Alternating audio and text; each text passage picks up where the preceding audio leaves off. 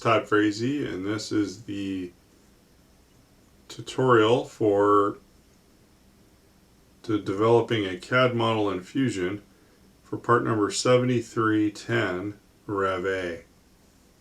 And here's our part. It's called the mounting body. And we're going to start out by extruding from this left side view this profile. And we're going to extrude it to its length of 8 inches. Okay, so we're going to go to Fusion.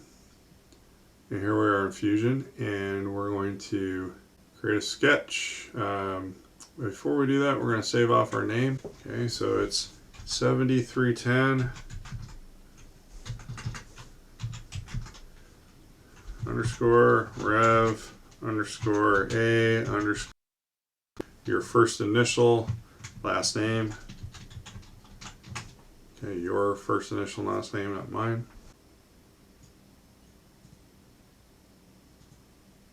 What we see here is we have basically a rectangle with a non-tangent radius at the top. So we're going to start with a circle. So we're going to do a 1/2 inch radius, which would be a 1 inch diameter. Okay, we're going to do a sketch, and we're going to do that in the right side plane, and we're going to draw a circle. And we're going to give that circle a dimension of 1 inch in diameter. Then we're going to draw a rectangle, and that rectangle is going to, for now, live inside the circle. And now let's put some dimensions on that. So the width of our rectangle is 950 thousandths.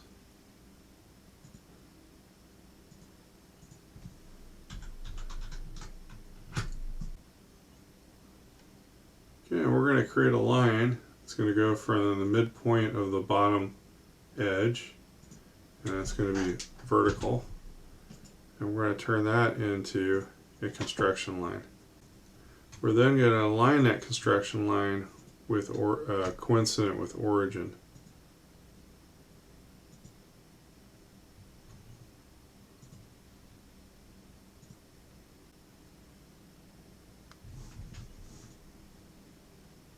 Okay, we should still be able to stretch this to whatever height we need. Okay, we're going to go back to our drawing. And the bottom edge of our rectangle to origin is 725 thousandths.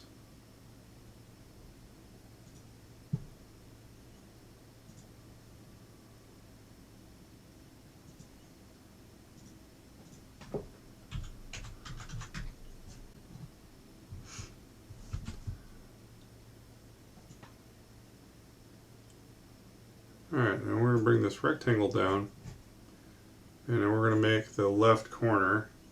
We're going to hold the shift key down.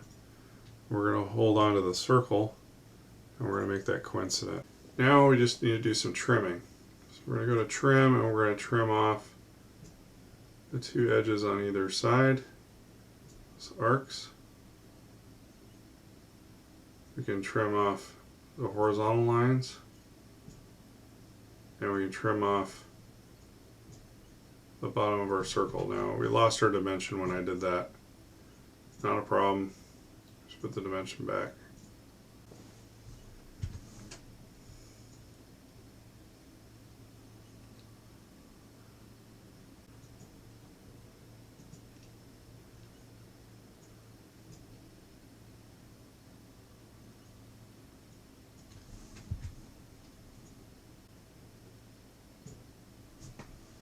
Okay, so make sure everything's constrained.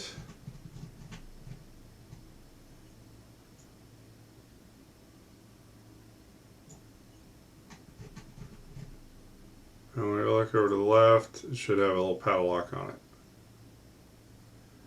Okay, we're going to finish this sketch, and we're going to do an extrusion for that profile. And we're going to go a distance of 8 inches.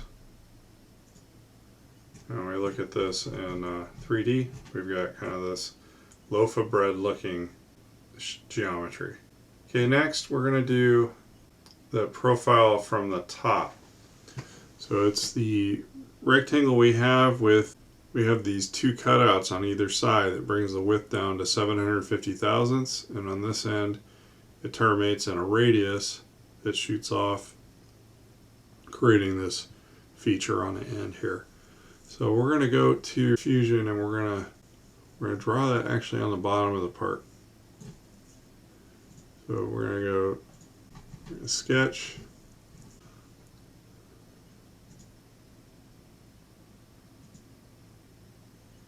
We're going to draw a line and hold on the cursor at the end of that line. We're going to draw an arc that shoots off the edge of the part. And we're going to do the same thing for the bottom. Horizontal line, hold your button down, and shoot an arc off. So we have kind of the rough shape of what the profile needs to look like. These do not meet tangency. So what we're going to do is move down each of these arcs till they touch the sidewalls, and the end point should turn black. What we don't want to do is align the centers to the edges. And this arc and the other arc should be equal in size. And this line and the top line should be equal in size. So they're going to be equal however we dimensioned it. So it's not necessary to mirror this because we've set up the dimensions as equal dimensions. Okay, so we're going to go back to our drawing where we get some dimensions. So our width is 750 thousandths. So let's set that up. It's going to be the distance between these two lines, 0.75. And then our radius here is 2 times 0.25, so 250 thousandths.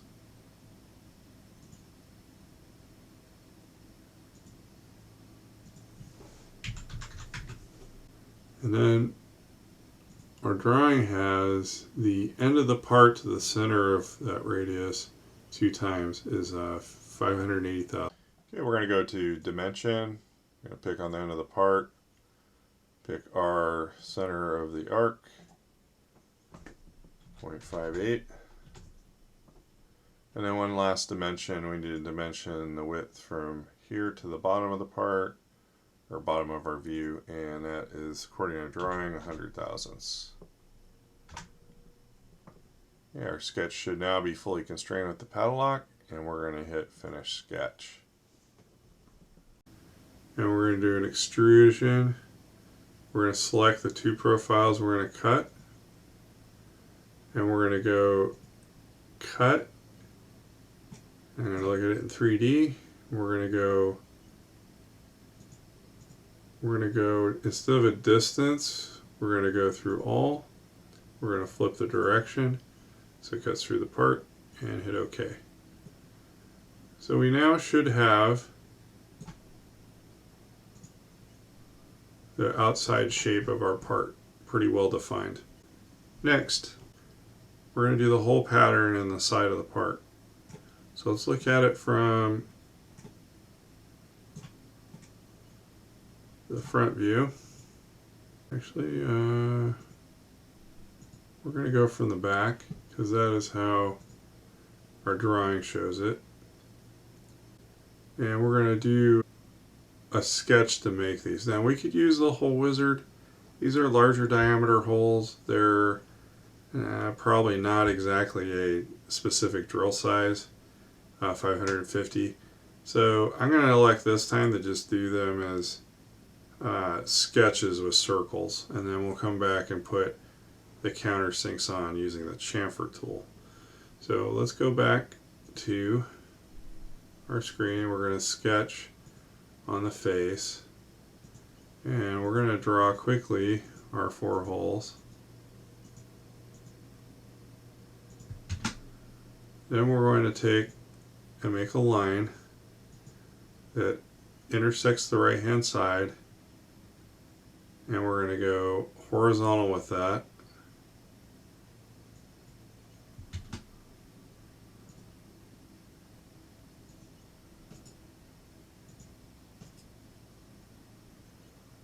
And we're going to make that a construction line.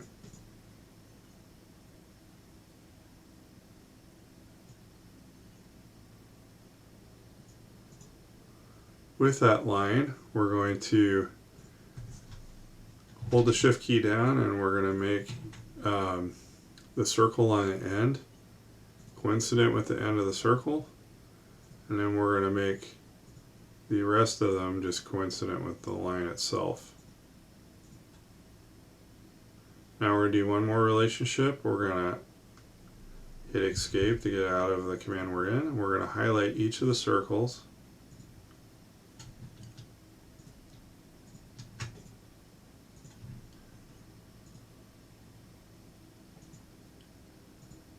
And we're going to make them equal in size, so we only have to dimension one of them.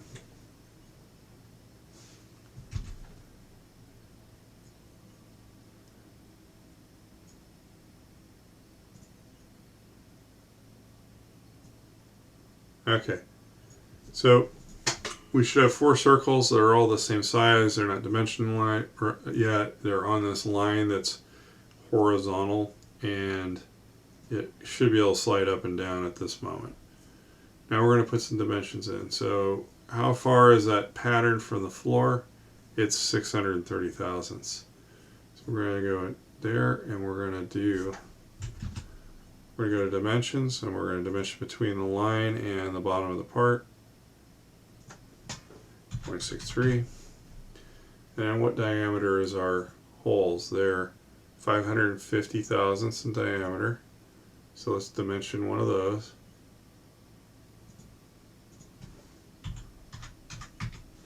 Okay, now we need to dimension the spacings from where they land. So we're looking at the one that's closest to the left end is 1 inch 850. So we're going to go from center to the left side of the part. 1.85. The next one is 363.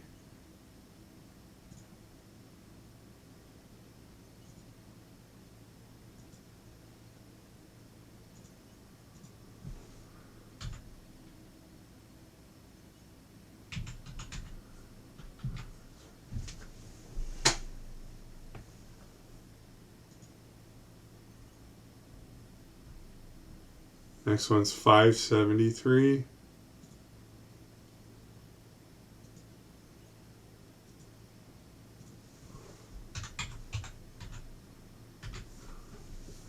And our last one is 750. 7 inches 500 thousandths.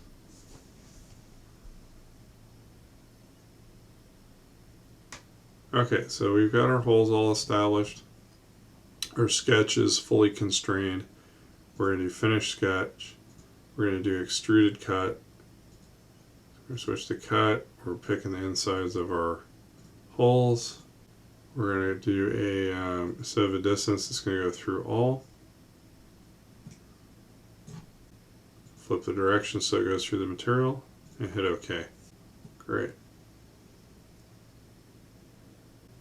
Okay, so now we have a hole that goes in through the end. And it's a somewhat complicated hole. It is for a shoulder bolt. So what we have first is the first feature is actually this counter bore. It's a 251 to 253 and it goes 325 thousandths deep. Then note 4, balloon says that the thread depth is the floor of the counter bore. So we should make the counter bore first and then make the threaded hole in the bottom of it. Okay, so we're going to go, we're going to make a 252 hole because that's halfway through the tolerance, 325 deep. So we're going to sketch on the surface and we're going to draw a circle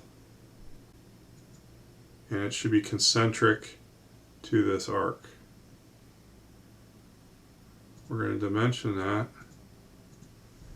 and it's going to be 0.2552.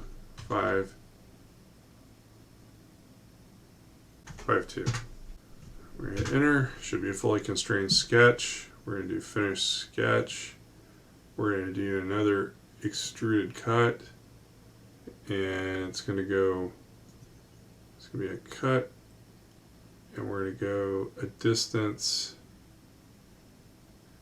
inside of that volume of negative 0.375.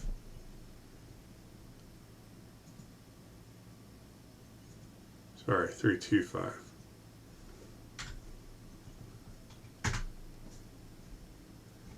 Okay, so there's our counter bore. The bottom of that counter bore is a 1030 threaded hole. Okay, so it's a 1032 380 thousandths deep. Okay, so we're going to use Hole Wizard for that. And we're going to go ahead and do that as a simple hole with a thread. And we're going to keep the drill point. And our location is going to be on this surface here, right on the center of that circle. So if you drag it around, it should snap to it. And we are doing a 1032 right hand, and we're doing our depth of 380. And we're going to hit OK. So there's our threaded hole down there on the bottom.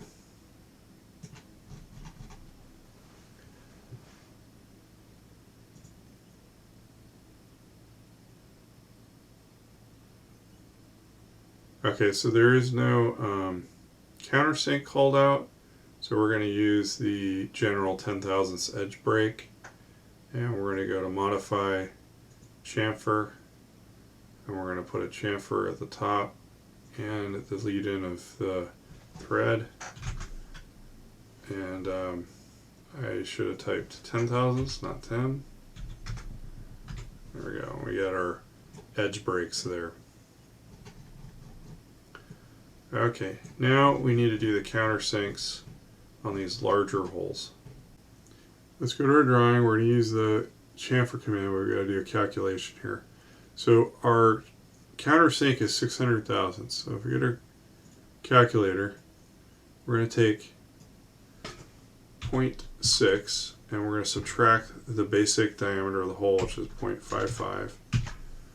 And it gives us a 50 thousandths countersink offset divided by 2 because we're doing it as a chamfer. So we're going to do a 25 thousandths chamfer on each side. So we can do a copy. We're going to go back to our model, and we're going to modify chamfer, and we're going to pick the ends of the holes.